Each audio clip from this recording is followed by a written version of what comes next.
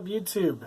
The good doctor has some good insight on why people are so fat. Why can't we lose weight? Check this out. Carbon-13 isotope.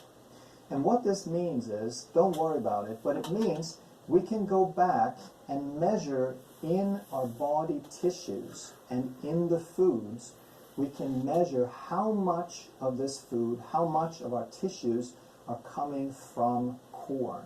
And in the book, The Omnivore's Dilemma, Michael Pollan had access to a scientist who could measure this. So he collected some food from some fast food restaurants and he sent it to the lab. And here is what he found. The soft drink that you drink that becomes part of your body is 100% corn. The meat patty that you eat, that you think of as meat, is 93% corn. And the milkshake was 78% corn. The dressing was 65% corn. The chicken nuggets, 56% corn. The cheeseburger overall, when you mix in all of the dressings and the bread, was still 52% corn. And there was nothing in there that you think was corn, but the isotope analysis doesn't lie. This is where it comes from. French fries even were 23% corn. So when they analyzed hair samples, they found that about 70% of the human body was corn when you eat this stuff, which is way, way, way more than are in the bodies of Mexican people. So when we say people of the corn, what your body is actually made of, then the U.S. population has more corn. They are truly people of the corn, whether they ever eat the stuff or not. So the question becomes, are you corn-fed? Are you corn? And why does it matter?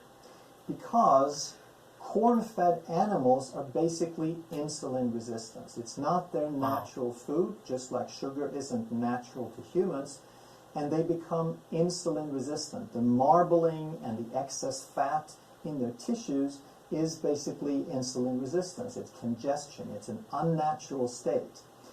And if you eat a grass-fed, a cow in balance, it's going to have about a 1-to-1 ratio of omega-3s to omega-6s. Omega-3s are anti-inflammatory or neutral, and omega-6s are pro-inflammatory. And if you eat grass-fed beef that is healthy and balanced, you're going to remain in balance. But if you eat corn-fed beef, it's going to have as much as a 20-to-1 ratio of omega-6 to omega-3 instead of a 1-to-1 ratio. So that makes it pro-inflammatory. And this inflammation is part of what's causing degeneration and degenerative disease and metabolic syndrome and so forth. So the significance of this is that if your body mostly consists of corn, because you eat that stuff, then you're basically going to be predisposed and well on your way to this inflammation, this metabolic syndrome. Does that mean that you should never eat corn-fed beef? No, it means you do the best you can. I understand that people are on different budgets, they have different means, they start at different places in their journey. So if you have access and you can afford it, then grass-fed beef is going to be the best one. If you have to eat corn-fed beef and chicken, you're still way, way better off than eating these other worse forms. So if you're going to eat corn itself, then organic corn is going to be way, way better than GMO corn, which is going to be way better than corn starch. And of course, the worst of this is what we high fructose. Most of our kidney corn killers is as high fructose corn syrup. HFCS. So these are not necessarily in this order because they affect us differently, but you get the general idea that this is the best end of the spectrum and this is the worst end of the spectrum.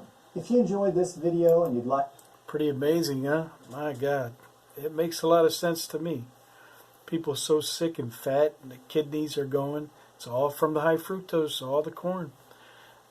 GMO corn, absolute poison. God bless.